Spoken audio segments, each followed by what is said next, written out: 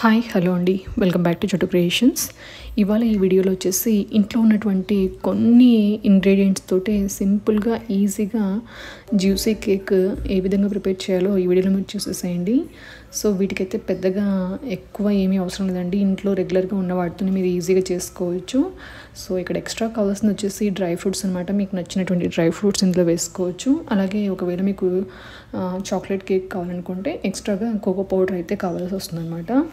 So ఇప్పుడైతే దీనికి మనం జ్యూసీగా అని చెప్పాను కదా, సో జ్యూసీగా ప్రిపేర్ చేసుకోవడానికి ఫైనల్గా ఇలాగా షుగర్ సిరప్ యాడ్ చేసేసి 1 అవర్ పాటు మనం ఫ్రిడ్జ్లో పెట్టేసి సర్వ్ చేసుకున్నామంటే ఈ జ్యూసీ కేక్ అయితే రెడీ అయిపోతుంది అనమాట. చాలా చాలా టేస్టీగా ఉంటుంది. ఒకసారి అయితే తప్పకుండా ట్రై చేయండి. అలాగే మన ఛానల్ని ఫస్ట్ టైం చూస్తే కనుక ఛానల్ని అయితే సబ్స్క్రైబ్ చేసుకుని సపోర్ట్ చేయడం అయితే మర్చిపోకండి. సో ఈ కేక్ మిక్చర్ తోటి అయితే నేను 2 కేకులను అయితే ప్రిపేర్ చేశాను అనమాట. సో ఒకటైతే హాట్గా ఉన్నప్పుడు తీయడం వల్ల కొంచెం బ్రేక్ అయిందండి చివరిలో. సో ఇదైతే నేను ఫ్రిడ్జ్లో పెట్టేసి బయటకు తీసాను. ఒకసారి మీకు కేక్ కట్ చేసి చూపిస్తాను, ఎంత జ్యూసీగా వచ్చిందనేది మీకు తెలుస్తుంది. చాలా చాలా సాఫ్ట్గా ఉంటుంది. సో చాలా చాలా జ్యూసీగా ఉంటుంది అనమాట. ఎందుకంటే మనం చివరిలో ఈ షుగర్ సిరప్ ఏదైతే ఉందో దాన్ని యాడ్ చేసాం కాబట్టి చాలా చాలా సాఫ్ట్గా జ్యూసీగా అయితే ఉంటుందన్నమాట. చూసారా, ఇక్కడ టచ్ చేయగానే ఇలాగ లోపలికి సాఫ్ట్గా వెళ్ళిపోతుంది అనమాట. సో ఇప్పుడైతే దీన్ని ఏ విధంగా ప్రిపేర్ చేసేసేయాలో ఇప్పుడైతే ఈ వీడియోలో చూసేసేయండి. ఒకవేళ మీకు లెంతీగా అనిపిస్తే స్కిప్ చేసేసేయండి. సో ఇప్పుడైతే ఈ కేక్ని ప్రిపేర్ చేసుకోవడానికి 1 కప్పు బొంబాయి రవ్వని తీసుకుంటున్నాను. సో దీన్నే సుజీ అంటారు, లేదంటే మనము రవ్వ లడ్డు చేసేటువంటి రవ్వని యూజ్ చేసుకోవచ్చు అనమాట. ఇవన్నీ కూడా ఒకటి. దీన్ని 1 కప్పు తీసేసుకొని ఒక 5 నిమిషాల పాటు మనం మిక్సీలో వేసేసి ఇలాగ మెత్తగా పౌడర్ లాగా చేసుకోవాలి. అలా ప్రిపేర్ చేసి పెట్టుకున్నటువంటి రవ్వలోకి 1/2 కప్పు పెరుగు, అలాగే 1/2 కప్పు కాచి చల్లారి పెట్టినటువంటి పాలను కూడా వేసేసుకొని ఇలాగా బాగా మిక్స్ చేసేసుకొని ఒక అరగంట సేపు దీన్ని పక్కన పెట్టేసుకోవాలన్నమాట, మూత పెట్టేసేసి. అప్పుడు ఇది బాగా సాఫ్ట్గా మెత్తగా అయిపోతుంది అనమాట. సో దీన్ని ఒక అరగంట సేపు పక్కన పెట్టేస్తాము. ఇప్పుడు ఏ కప్తో అయితే మనము రవ్వని మెజర్ చేసుకున్నామో అదే కప్ తోటి 1/2 కప్పు షుగర్ని అయితే మిక్సీ జార్లోకి వేసుకొని మెత్తటి పౌడర్ లాగా చేసుకొని పక్కన పెట్టేసుకోవాలి. ఇప్పుడు మరొక 1/2 కప్పు చక్కెరని వేసేసుకొని 1/2 కప్పు వేడి నీటిలో వేసేసుకొని ఇలాగా బాగా కరిగేంత వరకు కలిపేసి దీన్ని కూడా చల్లారనివ్వాలన్నమాట. సో దీన్ని కూడా పక్కన పెట్టేద్దాము. ఇప్పుడు నేను డ్రై ఫ్రూట్స్ని చాప్ చేసుకోవడానికి ఈ చాపర్ని అయితే తీసుకొని చాప్ చేసుకుంటున్నాను. సో ఇది వచ్చేసి చాలా బాగా యూజ్ అవుతుందండి. ఈజీగా చాప్ చేసుకోవడానికి, అంటే చిన్న చిన్న ముక్కలుగా డ్రై ఫ్రూట్స్ని చాప్ చేసుకోవడానికి చాలా బాగా యూజ్ అయింది. సో ఇన్ కేస్ ఎవరికైనా కావాలనుకుంటే మీషోలో మీరు సెర్చ్ చేస్తే దొరుకుతుంది అనమాట. కాస్ట్ కూడా చాలా తక్కువే. సో ఇలాగ నేను మనకు కావాల్సినటువంటి డ్రై ఫ్రూట్స్ బాదాము, అలాగే కాజు, ఇలాగ ఏవైతే కావాలో వాటిని కూడా ఇలాగ చాప్ చేసేసుకొని అన్నీ మిక్స్ చేసేసి పక్కన పెట్టేసుకుందాము. సో ఇక్కడైతే నేను టూటీ ఫ్రూటీ, అలాగే బాదం, జీడిపప్పు ఈ 3 కూడా వేసేసుకొని మిక్స్ చేసేసుకుంటున్నాను. సో ఈ 1/2 అవర్ అయిపోయిందండి ఈ మిక్చర్ని కలిపేసి. ఇందులోకి ఇప్పుడు 1/2 కప్పు ఆయిల్ వేసుకోవాలి. ఫ్లేవర్ లేనటువంటి ఆయిల్ని మాత్రమే వేసుకోవాలి. అంటే వేరుశనగ నూనె కానీ లేదంటే ఆలివ్ ఆయిల్ కానీ ఇలాంటివి వేసుకోవద్దండి.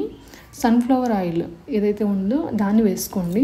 ఇదైతే పర్ఫెక్ట్గా ఉంటుందన్నమాట. ఒకవేళ వేరుశనగ నూనె మిగతా వేరే ఏ నూనెలు వేసినా కూడా అవి ఫ్లేవర్ వస్తాయి కాబట్టి మంచిగా ఉండదన్నమాట కేక్కి. అలాగే ఇది వచ్చేసి కోకో పౌడర్, ఇది 3 టేబుల్ స్పూన్లు యాడ్ చేసుకుంటున్నాను. అలాగే బటర్ స్కాచ్ ఎసెన్స్ ఒక 1/2 టీ స్పూన్ అయితే యాడ్ చేసుకుంటున్నాను. అలాగే 1 టీ స్పూన్ కుకింగ్ సోడా అండి, మనం బజ్జీలోకి వేస్తాం కదా, ఆ సోడాని 1 టీ స్పూన్ వేసుకుంటున్నాను. అలాగే 1 పించ్ సాల్ట్ని కూడా వేసుకుంటున్నాను. అలాగే ఇందులోకి ముందుగా మనం గ్రైండ్ చేసి పెట్టుకున్నాం కదండి షుగర్ని, దాన్ని కూడా వేసేసి ఇవన్నీ కూడా బాగా మిక్స్ అయ్యేలాగా మిక్స్ చేసుకుంటున్నాను. ఇక్కడ cocoa powder, butterscotch essence అనేది 2 కూడా ఆప్షనల్ అనమాట. సో పిల్లలకి చాక్లెట్ ఫ్లేవర్ చాలామంది ఇష్టపడతారు కాబట్టి నేను కోకో పౌడర్ని యాడ్ చేస్తాను. ఒకవేళ ఉంటే వేసుకోవచ్చు, లేదంటే స్కిప్ చేయొచ్చు అనమాట. అలాగే ఇందులోకి ముందుగా మనం చాప్ చేసుకున్నాం కదండి ఆ డ్రై ఫ్రూట్స్ని 3/4 యాడ్ చేసుకోవాలన్నమాట. మిగతా 1/4 పార్ట్ని మనము కేక్ మీద వేసుకోవడానికి యూస్ చేసుకోవాలి. ఇప్పుడు కేక్ మౌల్డ్స్ తీసుకుని ఇలాగా ఆయిల్ అప్లై చేసుకోవాలి. ఒకవేళ కేక్ మౌల్డ్స్ లేకుంటే కనుక కొద్దిగా మందంగా ఉన్నటువంటి స్టీల్ గిన్నెలను కూడా యూస్ చేసుకోవచ్చు అండి. వాటికి కూడా చాలా పర్ఫెక్ట్గా వస్తాయి కేక్లు వచ్చేసి. ఇలాగా ఆయిల్ని అప్లై చేసుకున్నాక ఒకవేళ మీ దగ్గర బటర్ పేపర్ ఉంటే అడుగున బటర్ పేపర్ వేసారంటే అడుగు అంటుకోకుండా ఉంటుంది. ఒకవేళ బటర్ పేపర్ లేకపోతే ఇలా కొద్దిగా మైదా పిండి తీసేసుకొని ఇలాగా మీరు స్ప్రింకిల్ చేసేసుకొని పెట్టేసుకున్నా సరే అడుగంటది అనమాట. సో మన దగ్గర బటర్ పేపర్ లేదు కాబట్టి నేను ఇలాగ మైదా పిండిని తీసేసుకుని ఇలాగ టోటల్గా ఆయిల్ ఎక్కడైతే అప్లై చేసామో దానికి అంతా కూడా అంటుకునేలాగా నేను ఇలాగ స్ప్రెడ్ చేస్తున్నాను. ఇప్పుడు ఇందులోకి ముందుగా ప్రిపేర్ చేసి పెట్టుకున్నటువంటి బ్యాటర్ని అయితే వేసుకోవాలి. అలాగే నేను బేకింగ్ చేసుకోవాలి కాబట్టి బేకింగ్ చేసుకోవడానికి ఒక బాణలి తీసుకుని అందులోకి ఒక స్టాండ్ని వేసుకుంటున్నాను. దాన్ని ఒక 5 నిమిషాలు హై ఫ్లేమ్లో మనము ప్రీహీట్ చేసుకోవాలన్నమాట. ఒకవేళ స్టాండ్ లేకపోతే ఒక చిన్న కప్పు లాంటిది ఏదైనా ఉంటే దాన్ని కూడా యూస్ చేసుకోవచ్చు. సో ఇప్పుడైతే నేను బ్యాటర్ని వేసేసుకుంటున్నాను. ఎక్కడ కూడా ఎయిర్ బబుల్స్ లేకుండా ఇలాగ ట్యాప్ చేసుకుంటున్నాను. సో ఇప్పుడు దీని మీద కొద్దిగా డ్రై ఫ్రూట్స్ మనం చాప్ చేసుకున్నాం కదండి, అది ఇలాగ స్ప్రింకిల్ చేసేసుకుంటున్నాను. ఇదే విధంగా మరొక బౌల్లో కూడా ఇదే విధంగా బ్యాటర్ని వేసేసుకొని డ్రై ఫ్రూట్స్ని అయితే వేసేసుకుంటున్నాను. ఇప్పుడు ఈ కేక్ మోల్డ్స్ని ఇలాగ బాణలిలో పెట్టేసి దానికి సరిపడా మూతనైతే పెట్టేస్తున్నాను. అంటే మనకి గాలి బయటకు అనేది రాకూడదు అనమాట.